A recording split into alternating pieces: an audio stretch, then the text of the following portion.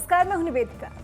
प्रधानमंत्री नरेंद्र मोदी का काशी विश्वनाथ धाम बनाने का सपना पूरा होने वाला है। चुनार के गुलाबी पत्थरों से अब मोदी के सपने को सजाया जाने लगा है। जयपुर में तराशे गए करीब 65,000 क्यूबिक फीट गुलाबी पत्थरों की पहली खेप पहुंच चुकी है और अब मोदी के सपने को तेजी से पूरा करने के लिए प्रयास किए जा रहे हैं। पत्थरों की दूसरी खेप भी जल्द आने वाली है। कुल मिलाकर अब धीरे धीरे काफी लंबे समय से अटका काम अब पूरा होने की तरफ अग्रसर है। धाम का गुलाबी स्वरूप अब जल्द ही बनकर तैयार होने वाला है। नक्काशीदार पत्थरों की खूबसूरती भी उभर कर सामने आ रही है। श्री काशी विश्वनाथ धाम में मिले मंदिरों के जीर्णोद्धार और संरक्षण की जिम्मेदारी बीएचयू और संस्कृति मंत्रालय को सौंपी गई है। इस प्रोजेक्ट के पूरा होते ही काशी विश्वनाथ धाम की मणिमाला के मंदिरों के ऐतिहासिक दस्तावेज देश और दुनिया के सामने होंगे। इस धाम में मिले प्राचीन मंदिरों के ऐतिहासिक दस्तावेजों को तैयार करने के लिए एएसआई भोपाल की टेम्पल सर्वे की 3 सदस्यीय टीम ने काम शुरू कर दिया है। काशी विश्वनाथ सौंदर्यीकरण परियोजना के दौरान कार्य प्रगति पे है। जिस तरह से कार्य तेजी से चल रहा है और हम लोग लगातार इसमें कार्य कर रहे हैं। परिसर क्षेत्र में निर्माण कार्य हो रहा है, वहाँ पे पत्थर की क्लैडिंग और स्टोन वर्क शुरू हो गया, जिनकी तस्वीरें आपको दिखाई देंगी। दर्शन को लेकर के किस तरीके की व्यवस्था बनाई गई है कि एक तरफ से दर्शन होता है और दूसरी तरफ विकास कार्य भी हमसे होता है?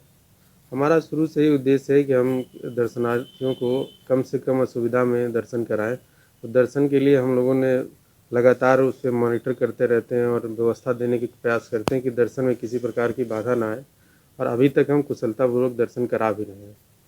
और बात की जाए तो अभी तक कितने % काम हो चुके होंगे? प्रगति चल रही है, तेज़ी से प्रगति चल रही है। हम टाइम है, लेकिन ज़्यादातर हमारी जो बिल्डिंग है उनका जो एक नीचे का वर्क हो गया और बिल्डिंगें ज़्यादातर ऊपर आ गई हैं। तो अगर परसेंटेज में भी बात करते हैं तो हम अच्छे परसेंटेज में हैं, कार्य की गति तेज है। श्री काशी विश्वनाथ मंदिर परियोजना में मिले प्राचीन मंदिरों का इतिहास, उनकी प्राचीनता, विशेषता के अलावा मंदिर के निर्माता की जानकारियां जुटाई जा रही हैं। काशी विश्वनाथ धाम के निर्माण के लिए खरीदे गए 300 भवनों में 60 से ज्यादा तो छोटे बड़े मंदिर मिले हैं। बहुत ही अद्भुत, जब ये काशी विश्वनाथ कॉरिडोर बन जाएगा इसका नज़ारा ही बहुत अद्भुत होगा।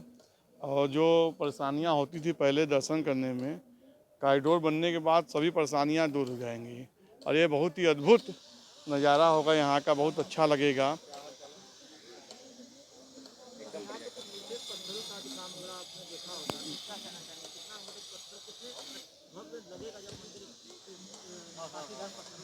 यहाँ पे जो पत्थरों का काम हो रहा है, तो बनने के बाद जो हम लोग जाते हैं साउथ में, वहाँ जो मंदिर का निर्माण है पत्थरों का, उससे भी भव्य हमको लगता है कि पत्थरों का काम जो हो रहा है, भव्य मंदिर बनेगा।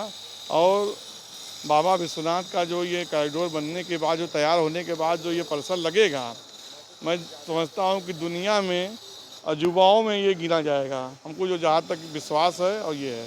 क्या लगता है आपको, धर्म की नगरी से कोई संदेश जाएगा इस कॉरिडोर को लेकर? देखिए, धर्म की नगरी से संदेश, राजनीतिक संदेश भी जाएगा और सामाजिक संदेश भी जाएगा। पहले आप लोगों ने देखा होगा कि जब यहाँ पे यात्री आते थे तो बाहर बहुत परेशानियों का सामना करना पड़ता था, लेकिन अब जब ये कॉरिडोर बन के तैयार हो जाएगा, इसमें धर्मशालाएँ भी हैं, यात्रियों की सुविधाओं के लिए सभी प्रकार की सुविधा यहाँ उपलब्ध है, तो बहुत ही अच्छा जाएगा। और जहाँ तक राजनीतिक संदेश है, तो आप जानते ही हैं कि मोदी जी का संसदीय क्षेत्र है, तो राजनीतिक संदेश भी तो जाएगा ही। श्री काशी विश्वनाथ धाम के किनारे खड़ी की गई टिन की ऊंची दीवारों के अंदर कारीगर पीएम मोदी के इस ड्रीम प्रोजेक्ट को पूरा करने में लगे हैं। भारी सुरक्षा के बीच कारीगर, इंजीनियर और मजदूर 5.3 लाख वर्ग फुट में धाम को आकार दे रहे हैं। परिसर से गंगा घाट तक 24 इमारतें बनाई जाएंगी। इसमें से 19 इमारतों पर तो काम जारी भी है, जिसमें मंदिर परिसर, मंदिर चौक, जलपान केंद्र, गेस्ट हाउस, यात्री सुविधा केंद्र, म्यूजियम, आध्यात्मिक पुस्तक केंद्र, मुमुक्षु भवन का निर्माण शुरू हो चुका है और तेजी से खत्म करने की तरफ बढ़ रहा है। मंदिर चौक का हिस्सा सी शेप में निर्मित किया जाएगा, जहां से सीधे मां गंगा के दर्शन किए जा सकते हैं। मतलब कि जो काम कोरोना काल में हुए लॉकडाउन की वजह से धीमा था, अब उसने रफ्तार पकड़ ली है और पीएम मोदी के ड्रीम प्रोजेक्ट को जल्द से जल्द पूरा करने की कोशिशें की जा रही हैं। आपको बता दें, प्रधानमंत्री नरेंद्र मोदी ने साल 2014 में वाराणसी से लोकसभा का चुनाव लड़ा था। भारी मतों से जीत हासिल करने के बाद जब साल 2019 में लोकसभा चुनाव हुए तो भी यहां पीएम मोदी को मात देने वाला कोई नहीं था। तभी तो साल 2014 के बाद से लगातार वाराणसी को खूबसूरत बनाने की कोशिशें जारी हैं। अब देखते हैं कि पीएम मोदी का ये प्रोजेक्ट कब तक अपना मूर्त रूप ले पाता है। वाराणसी से शिवम गुप्ता की रिपोर्ट।